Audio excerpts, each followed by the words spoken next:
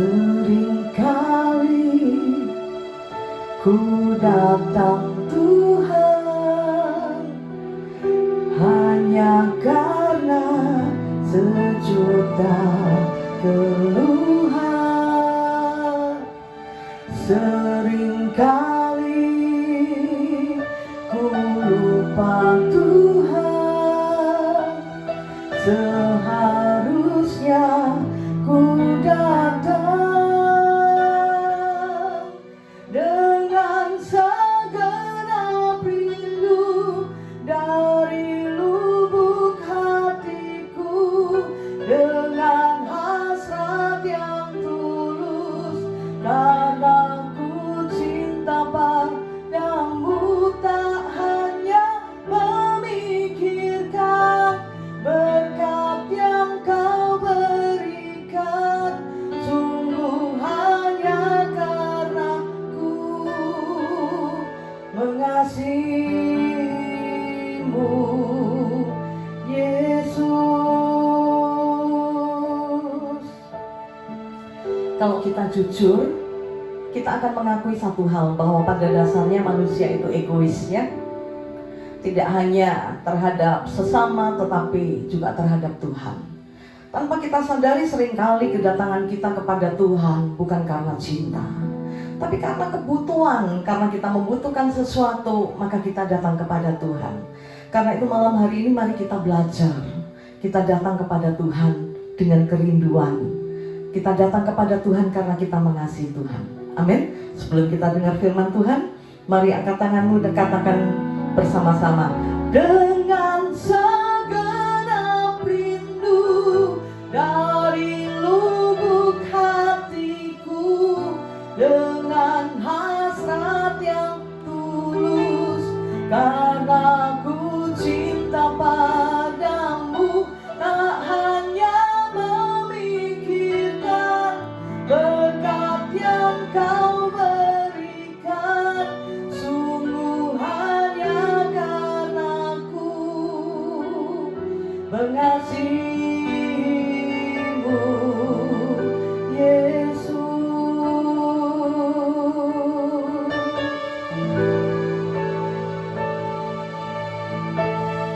Seringkali aku berdoa hanya karena tak ingin dicela, namun kini ku sadar Tuhan, seharusnya ku datang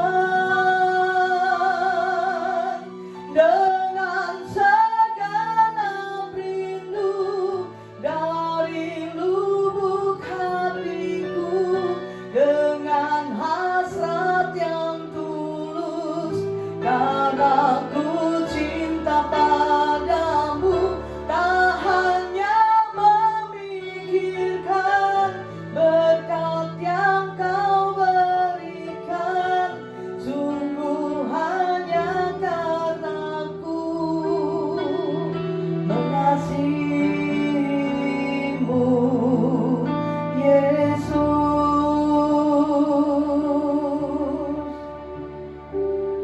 Ini hati kami Tuhan, kami berikan hati kami kepadamu. Kami mengasihimu, kami mencintaimu lebih dari segalanya. Karena itu malam hari ini kami datang karena kami merindukan Tuhan. Kami haus akan Tuhan, dan kami haus akan firman-Mu. Beri kami petunjuk-Mu, beri kami jalan-Mu, untuk kami menyenangkan Tuhan lewat hidup ini. Berjalan di dalam kebenaran firman-Mu. Tuhan ditinggikan dan dimuliakan di dalam hidup kami.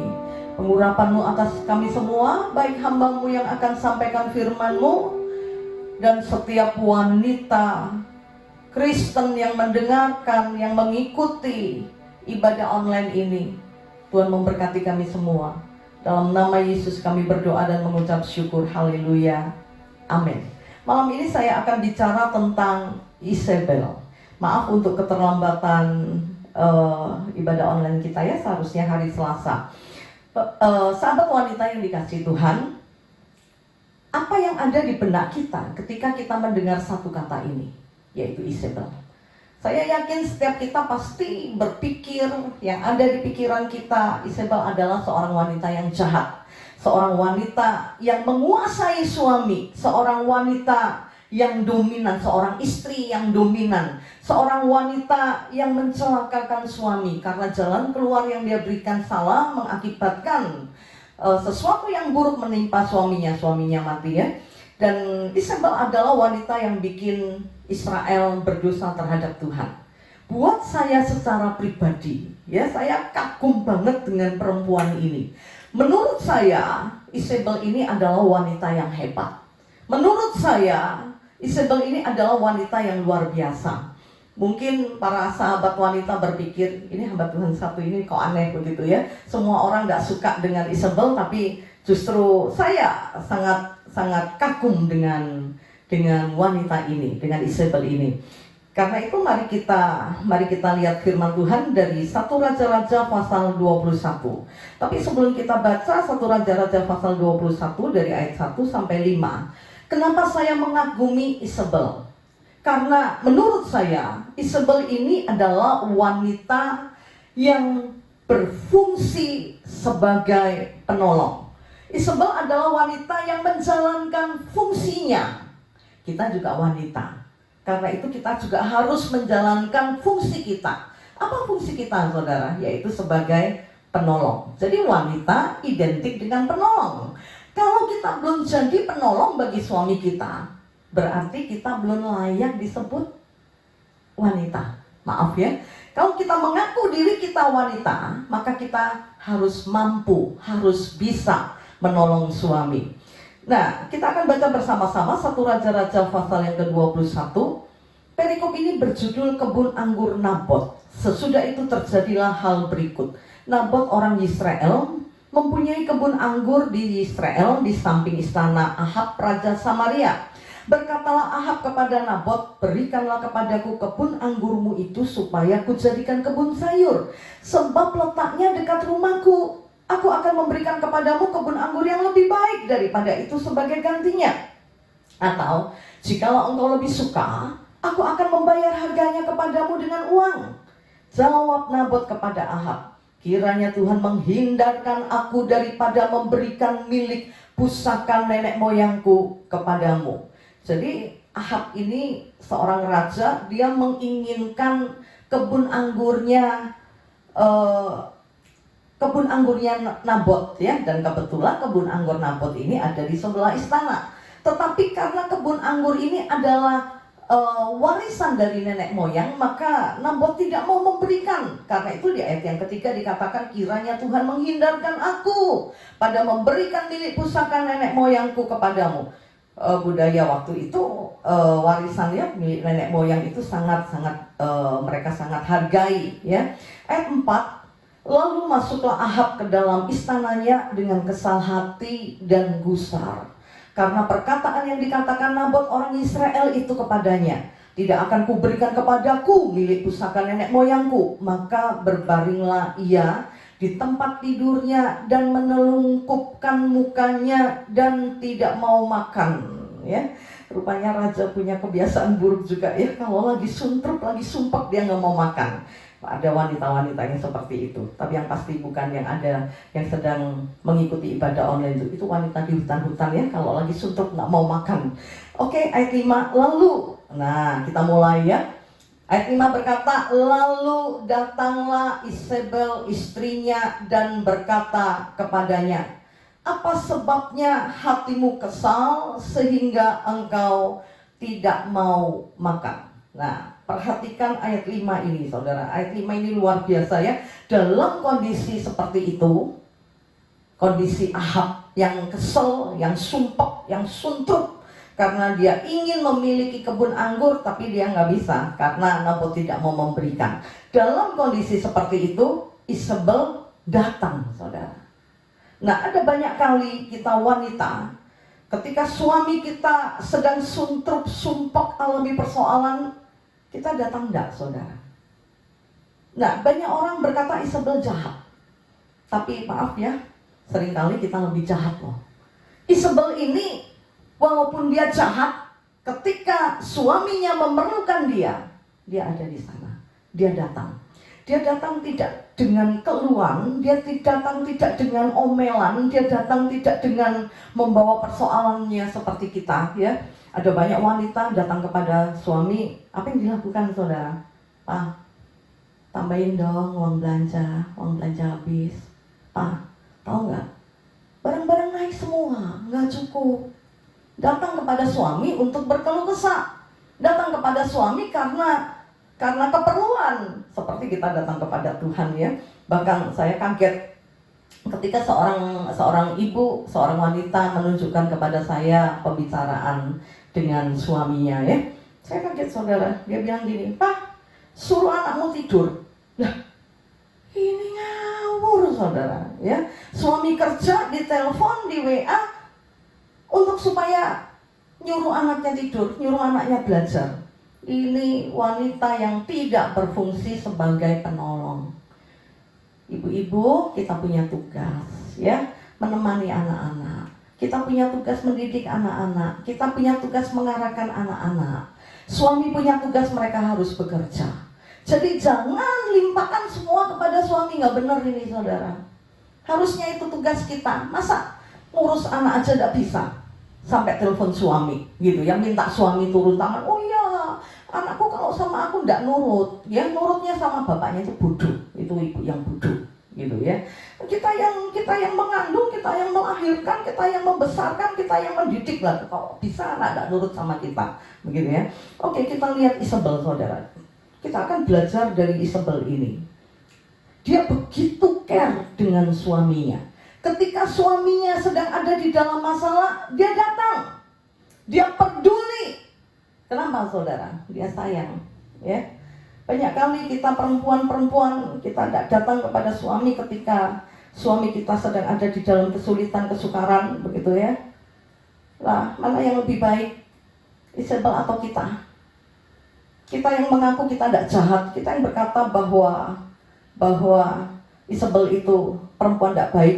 Tapi lihat saudara, dalam kisah ini, Isabel istri yang luar biasa.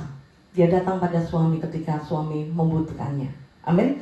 Mari wanita-wanita yang dikasih Tuhan, sahabat wanita, mari kita luangkan waktu kita, ya. Kita manage waktu kita sedemikian rupa sehingga kita bisa mendatangi suami kita. Kenapa? Saudara, kenapa saya pakai istilah datang? Mosok datang gitu ya, suami datang. Banyak rumah tangga hidup satu rumah, tapi tidak saling menyapa, tidak saling care, tidak saling peduli, begitu ya. Nanti kita akan pelajari ya. Jadi istri, datangin suami. Jangan datangin suami karena minta duit. Jangan datangin suami untuk nyerocos gitu ya. Untuk ya perempuan ini banyak omong ya, sekian ribu kata gitu ya. Jadi ketika suami datang, ajak suami ngomong gitu ya, ceritakan semua. Jangan saudara, suami udah capek pulang kerja gitu ya. Nah, jangan cuman datang dengan cerocosan kita gitu ya. Soal anak lah, soal lombok lah, soal pembantu lah, soal tetangga beli ini, beli itu, semua diomongin ke suami. Suami pusing saudara.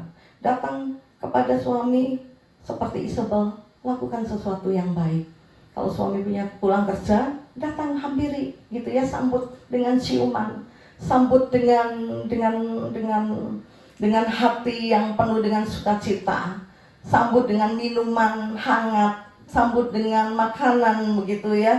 Nah, jangan biarkan, ada banyak wanita, nanti kita akan belajar tentang kesibukan, tapi yang pasti kita harus punya waktu untuk memperhatikan suami kita, untuk datang pada suami. Amin. Mari kita belajar dari wanita jahat ini. Dia walaupun jahat tapi cinta suami. Kita yang mengaku baik belum tentu cinta suami.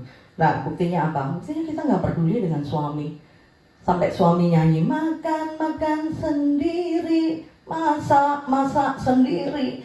Istri tidak siapin. Istri berkata, oh kan dia so gede kok, so bisa makan sendiri, masak sendiri. Ya biarin aja, nanti kalau lapar kan makan sendiri. Emang kucing. Kita istri harus melayani. Amin. Nah, wanita, ada banyak kali kita tidak datang pada suami, kita tidak peduli pada suami. Kita sibuk dengan urusan kita sendiri. Menurut saya wanita ini adalah makhluk yang paling sibuk di dunia. Gitu ya. Kenapa saya katakan begitu? Karena selain misalnya bekerja, selain dia bekerja, dia punya tanggung jawab terhadap anak-anak, punya tanggung jawab terhadap rumah tangga, gitu ya. Yo masak, yo kerja, yo ngopeni anak, begitu ya. Karena itu wanita punya banyak kesibukan, ya. Nah, karena banyaknya kesibukan ini sehingga tidak peduli dengan suami, sibuk arisan lah, sibuk pelayanan lah, pelayanan baik. Tapi jangan karena pelayanan tidak perhatikan keluarga. Saya pernah skors pelayan ya, karena saya dapat keluhan dari keluarga ya. Nah, suatu hari anak saya pulang dari les, dia les bahasa Inggris waktu itu di ILP ya.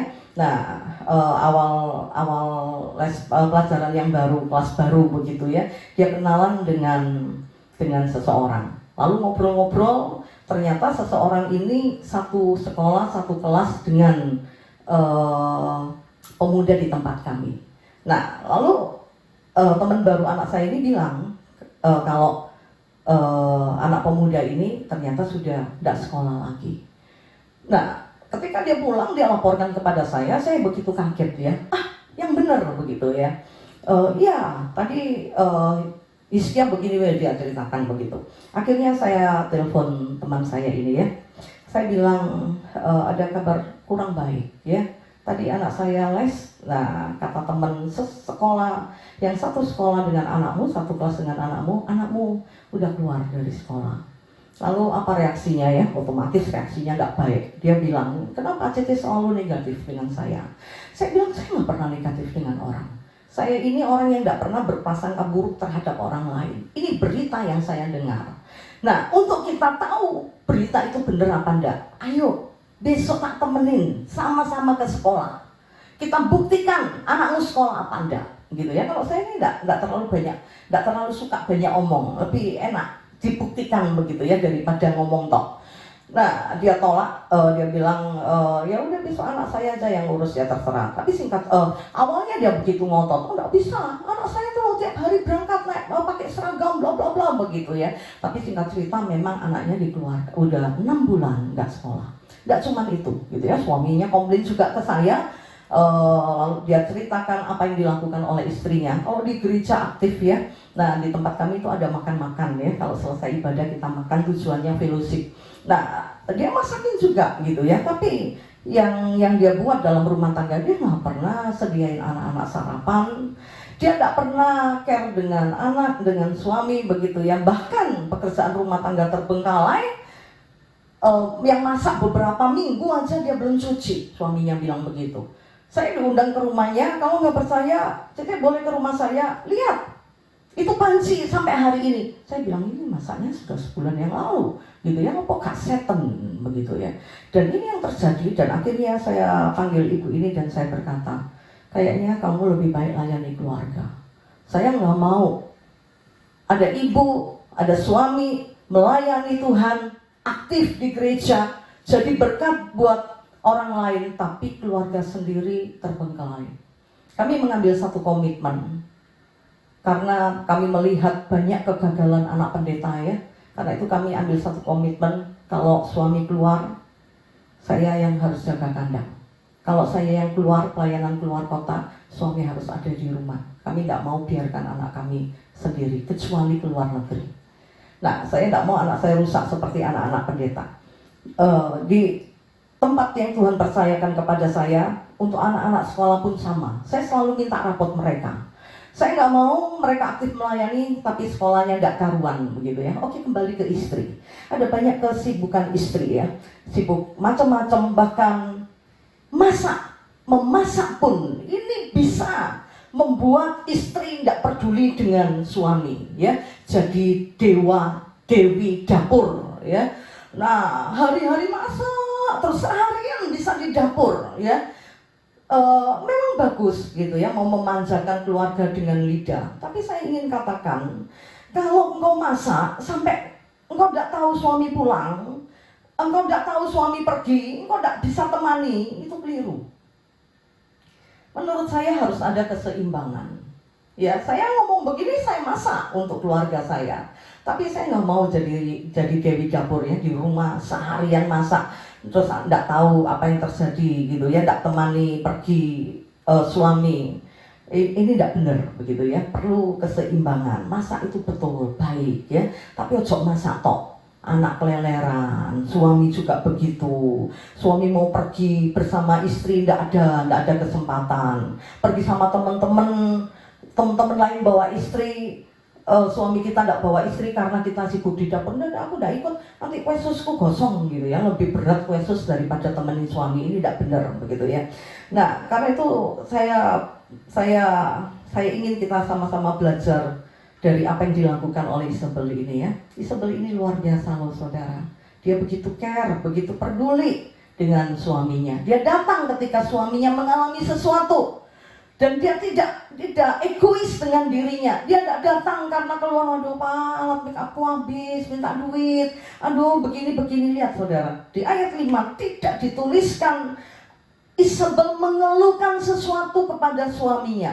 Tetapi justru sebaliknya, di ayat 5 kita melihat begitu pedulinya Isabel kepada suaminya. Dia berkata kepada suaminya, apa sebabnya hatimu kesal? Isabel memperhatikan betul apa yang sedang terjadi dengan suaminya. Suaminya lagi kesal, dia tahu. Sahabat wanita, suamimu lagi kesal, engkau tahu enggak? Banyak kali kita nggak tahu ya, suami pulang kerja sumpah, waduh, kita marah-marah. Saya pernah, ya karena saya gembala sidang ya, saya punya banyak pengalaman. Di awal saya menggembalakan, saya datang ke rumah jemaat ya, saya besuk begitu. Nah, awalnya suami belum pulang ya, saya ngobrol dengan istri, tanya bagaimana keadaan keluarga begitu ya. Tiba-tiba suami datang langsung masuk kamar. Lalu istri pamit sama saya, dia masuk kamar, dan apa yang terjadi? Terjadi perang dunia. Ya, si istri marah. Oh pulang kerja enak itu bu, gitu ya. Sana mandiin anak-anakmu. Aku kan capek dari pagi, bla bla bla bla. Saya kaget saudara. Saya belum pulang loh ini saudara. Di depan saya. Ya memang di kamarnya, saya gak ikut di kamar, tapi kan dengar begitu ya. Sahabat wanita, ayo kita jalankan fungsi kita sebagai penolong. Suami ini capek, tolongin, jangan dipentung tambahan ya. Nah sambut, kasih boleh kalau ada tamu begitu, boleh izin ya, bentar ya bu, saya bikinin minuman. Saya yakin pasti tamunya tahu diri dan pulang lah gitu ya. Nah jangan seperti ini gitu ya, ini wanita yang nggak baik begitu ya. Nah kesibukan kita tidak boleh menghentikan apa yang harus tanggung jawab kita ya. Jadi sesibuk apapun kita harus miliki waktu untuk suami. Amin. Nah tadi sibuk masak, sibuk pelayanan, sibuk ngobrol. Ada wanita kalau sudah ngomong lupa sama suami. Saya ambil satu komitmen ya, kalau saya sudah ada di tempat tidur bersama suami, saya nggak mau terima telepon saudara. Kenapa? Firman Tuhan berkata segala sesuatu ada waktunya. Ya, ada waktu urusin jemaat, ada waktu urusin suami, begitu ya. Kalau sudah di atas tempat tidur, itu waktu saya untuk suami, menemani suami nonton TV. Walaupun saya nggak senang nonton TV, begitu ya, tapi saya ada di sisinya, gitu ya. Saya tidak cari kesibukan sendiri ngobrol, begitu. Saya nggak mau mengganggu. Kalaupun ada urusan yang penting, saya keluar kamar, saya bicarakan. Setelah itu saya kembali ke kamar. Jadi saya lebih suka di luar jam-jam saya bersama suami, saya lakukan sesuatu yang lain. Tapi kalau sudah sama suami, ya waktu untuk suami. Nah, sibuk ngobrol, sibuk nonton drama. Saya ngomong begini, ini pengalaman begitu ya. Banyak perempuan-perempuan karena sinetron ya, drama Korea. Ini membuat hubungan suami istri jadi tidak baik ya. Saking asiknya nonton sinetron, suaminya bilang, "Ma, tolong kopi dong." Saya tambah, waduh iki seru-seru nih, iki terakhir Pak, iki seru. Sampai suaminya keluar ke warung kopi di sana, pulang kita belum selesai nonton sinetron, tidak bener ya. Nah ini kejadian benar gitu ya, kejadian realita sesungguhnya. Sahabat wanita, Isabel yang jahat saja dia care dengan suaminya. Lah masakan kita nggak care? Ayo kita ambil satu keputusan mulai hari ini, kita peduli dengan suami. Amin. Kita mengerti suami kita sedang apa. Oh, dia sedang bergumul. Oh, dia lagi ini. Kita harus bisa menolong dia. Bahkan ketika sesuatu yang buruk terjadi atas suami kita, ingat kita ini penolong, bukan perongrong. Katakan bersama-sama penolong. 1, 2, 3. Penolong, bukan perongrong. Contoh, suami pulang dari tempat bekerja, dia bilang, "Ma, aku di PHK." Biasanya respon istri gimana, saudara? Lo gak kerja ya opo? Gitu ya, lalu marah-marah. Kita penolong, bukan perongrong. Ketika suami mengalami kesulitan di dalam pekerjaannya, di PHK begitu ya, harusnya kita bisa menolong suami kita. Tadi pagi kami share ya, saya menolong suami saya di awal pernikahan ya, kami baru menikah, pelayanan juga baru dirintis, belum lihat sesuatu. Suami saya ingetin, ini jual ikan asin, saudara. Saya nggak malu, saudara. Waktu itu saya datangkan ikan asin dari Tarakan ya, saya bungkusin ikan asin, saya bawa ke pasar-pasar, saya tawarkan begitu. Padahal saya seorang sarjana loh, saudara, jual ikan asin, saya nggak malu, gitu ya. Saya menolong suami, ya hari ini saya nggak usah jual ikan asin lagi, begitu ya. Tapi kalaupun hari ini saya harus tolong suami saya dalam ekonomi, ya nggak apa-apa, begitu ya. Jadi saya ingin tegaskan bahwa kita ini penolong. Oke, saya akan akhiri dengan satu kesaksian. Saya baca kisah tentang owner SLB, ya. Ternyata dia bisa punya sekolah luar biasa itu, dia bisa punya toko alat pendengaran dan lain sebagainya. Dari satu perjalanan yang tidak mudah. Jadi ceritanya begini, seorang laki-laki karena dia tidak diterima di perguruan tinggi, orang tuanya mengawinkan dia. Nah, setelah mereka menikah, maka suami ini cari kerja. Nah, pekerjaan yang dia dapatkan waktu itu, dia bekerja sebagai seorang guru. Baru seminggu bekerja, dia di PHK, saudara. Dia bilang sama istrinya, maafkan saya dikeluarkan begitu ya, karena saya dianggap tidak bisa menguasai anak-anak. Apa yang dilakukan oleh istri? Dia bilang, ya tidak apa-apa, cari pekerjaan yang lain. Akhirnya dia melamar pekerjaan. Ini suami juga baik ya, dia tidak gengsi ya. Akhirnya dia bekerja sebagai kuli bangunan, saudara. Baru hari pertama bekerja, ketika dia pulang dia bilang, "Nah, minta maaf, kayaknya aku tidak kuat. Aku dari kecil tidak pernah kerja keras seperti ini. Tapi hari ini aku coba, ternyata aku merasa aku tidak mampu." Itu kalau saya istrinya, saudara, saya akan marah. Saya akan bilang, "Yo, memang tidak pernah. Kamu anak wong sugih. Yo, saiki dipernakno, latihan sampai kamu bisa." Kalau saya begitu, saudara. Tapi istri ini bilang, "Tidak apa-apa, cari pekerjaan yang lain."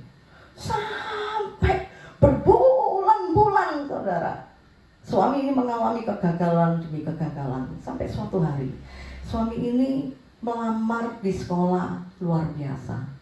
Ternyata dia cocok gitu ya. Singkat cerita, dari seorang guru sampai dia punya sekolah sendiri, bahkan punya toko alat bantu dengar dan lain sebagainya. Nah, suami ini heran ya, lihat istrinya ini heran. Lalu suami ini nanya sama istrinya, "Istriku, kenapa kamu tidak marah? Ketika dulu aku dipecat, ketika dulu aku gagal. Istrinya bilang begini, "Pak, namanya manusia. Kamu ini belum ketemu yang pas. Aku yakin suatu hari akan ketemu yang pas." Dan ternyata betul gitu ya. Tempatmu di sekolah luar biasa, bukan jadi guru anak-anak yang biasa. Tempatmu bukan jadi kuli bangunan. Tempatmu di sini. Ini bukan sesuatu yang mudah. Tapi saya percaya Tuhan ciptakan kita sebagai wanita itu bukan kebetulan.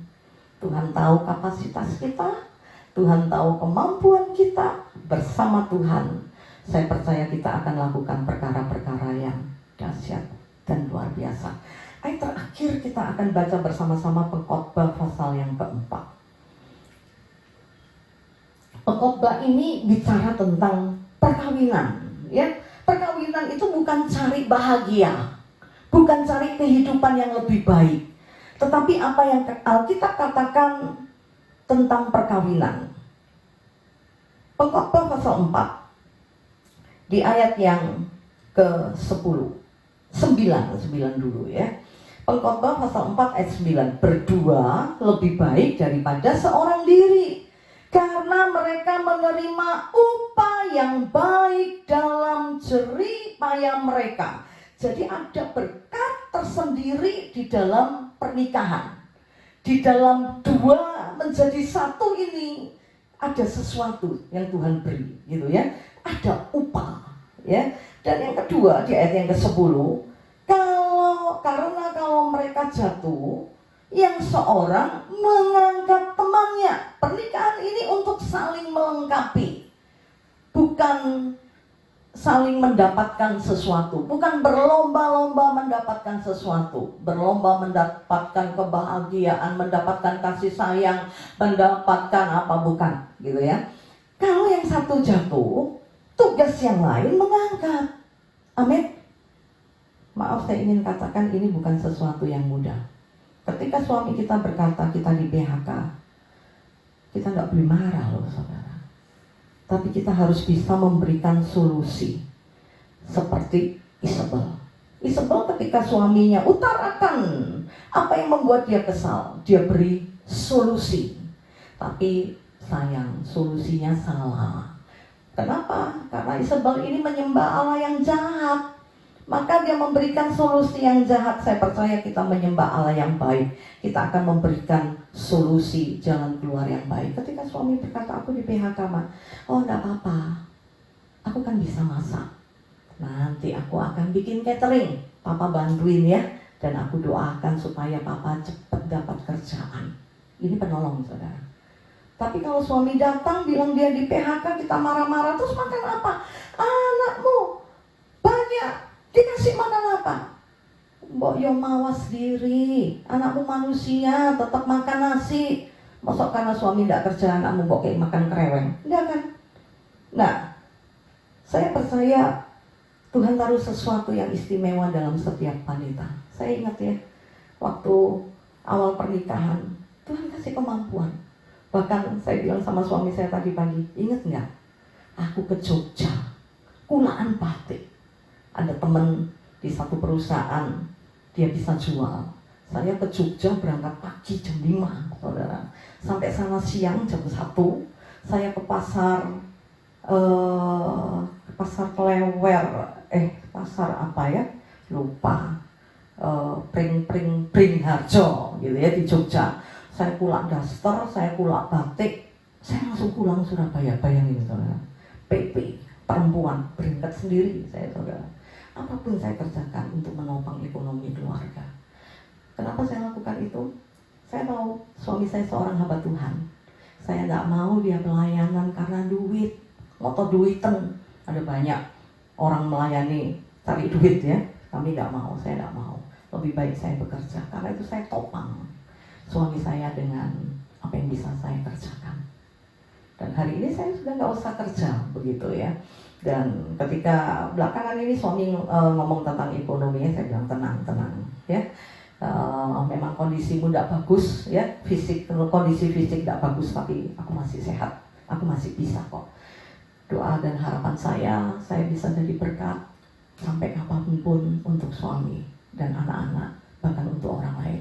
Di masa pandemi ini juga saya jualan saudara, tapi untung tidak saya makan sendiri ya. Saya mau jadi berkat bagi banyak orang. Saya tahu bukan sesuatu yang mudah, tapi saya percaya Tuhan akan memampukan kita. Ayat 11 juga, kalau orang tidur berdua mereka menjadi panas, tetapi bagaimana seorang saja dapat menjadi panas. Dan bila mana seorang dapat dialakan, dua orang akan dapat bertahan. Tali 3 lembar tak mudah diputuskan. Tidak ada yang bisa menghancurkan keluarga kita kalau suami istri bersatu. Persoalan seberat apapun bersama-sama, saya percaya kita akan menemukan jalan keluar yang baik, sebab kita punya Allah yang baik. Mari kita berdoa. Hidup ini adalah kesempatan. Hidup ini untuk melayani Tuhan. Jangan sia-siakan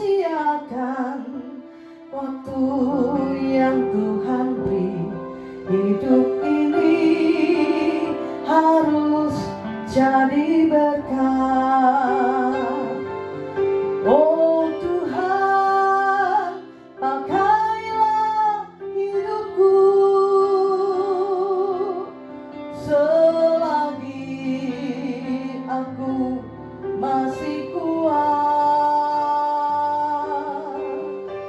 Bila saatnya nanti ku tak berdaya lagi, hidup ini sudah jadi berkat. Jadi berkat buat keluarga. Saya tahu tidak mudah. Sebagai istri jadi berkat buat suami tidak gampang. Mungkin kita bisa lewati ketika suami kita jatuh di dalam ekonomi, dalam pekerjaan kita bisa bantu cari duit. Bagaimana kalau suami kita jatuh di dalam perzinahan, di kondol wiwi gombel? Bisa nggak kita jadi penolong? Angkat suami kita, rebut dia, dan dia harus kita kembalikan kepada Tuhan. Tidak mudah. Kita harus pendam perasaan kita. Mungkin ada rasa jijik, rasa jengkel, rasa kecewa karena dikhianati. Tapi di situ pun kau harus berfungsi sebagai penolong. Amin. Kita harus korbankan semua yang kita miliki. Kalau kita ingin lagu ini jadi real di dalam hidup ini, kalau kita egois nggak bisa. Untuk bisa jadi berkat, saya pernah sampaikan tentang wanita Kanaan. Dia ingin jadi berkat buat anaknya yang sakit. Dia datang kepada Tuhan, sampai dibilang anjing pun dia pendam perasaannya. Yang penting anakku sembuh. Saya tahu ada banyak kali kita pendam perasaan kita, amarah kita, emosi kita, perasaan kita untuk kita jadi berkat. Karena itu malam ini sebelum kita akhiri ibadah kita, mari kita angkat tangan kepada Tuhan. Biar Tuhan menggandeng kita, menuntun kita, memampukan kita untuk kita jadi berkat, jadi penolong yang baik dalam situasi apapun. Saya tidak tahu apa yang sedang sahabat wanita alami. Mungkin hari ini engkau harus berfungsi sebagai penolong karena suamimu alami kejatuhan dalam ekonomi, atau alami kejatuhan dalam seks, dalam perkawinan, dan banyak hal yang lain. Tapi yang saya tahu satu, kita diciptakan istimewa, kita diciptakan untuk menjadi penolong. Maka Tuhan yang akan memampukan kita. Seburuk apapun keadaanmu, saya percaya Dia Allah yang akan melakukan segala sesuatu dan tidak ada yang mustahil bagi Tuhan. Rancangannya indah dalam setiap hidup kita. Mari angkat kedua tanganmu dan katakan, oh Tuhan, pakailah hidupku selagi aku masih kuat. Bila saatnya nanti ku tak berdaya lagi, hidup ini sudah jadi berkat. Doa kami malam ini sebagai wanita, kami mau hidup kami menjadi berkat bagi keluarga kami, bagi suami dan anak-anak. Sekalipun kami harus mengorbankan semua yang kami miliki, semua apa yang menjadi hak kami. Tuhan, kami mau, walaupun jujur kami berkata kepadamu kami tidak mampu, Tapi kami percaya Engkau Allah yang menggandeng kami malam ini. Setiap wanita-wanita Kristen yang ada, yang mengikuti ibadah online ini dan yang mengangkat tangan ke surga. Pegang mereka Roh Kudus.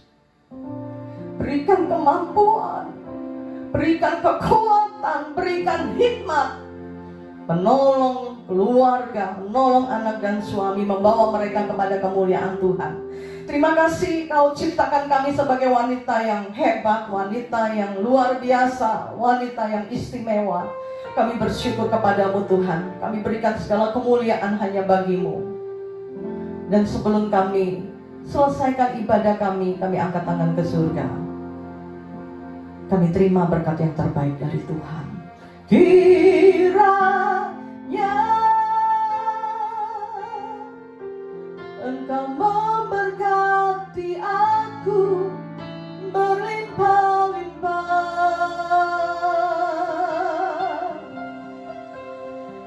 dan memperluas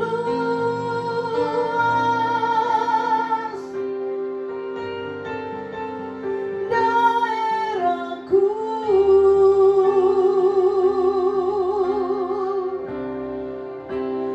dan kiranya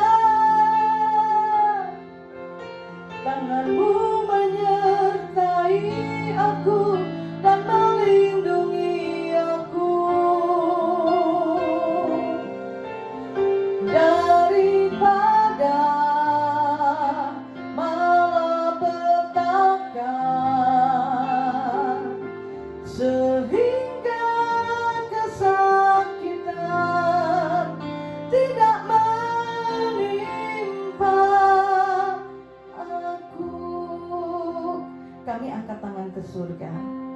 Kami terima berkat rahmat dan anugerah dari Allah Bapa, di dalam cinta kasih dari Putra-Mu yang terkasih Tuhan kami Yesus Kristus, dan di dalam persekutuan dengan Roh Kudus menyertai kami mulai hari ini sampai Maranatha, Tuhan datang kembali.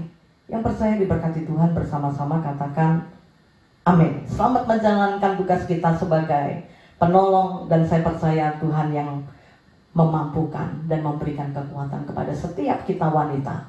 Tuhan memberkati.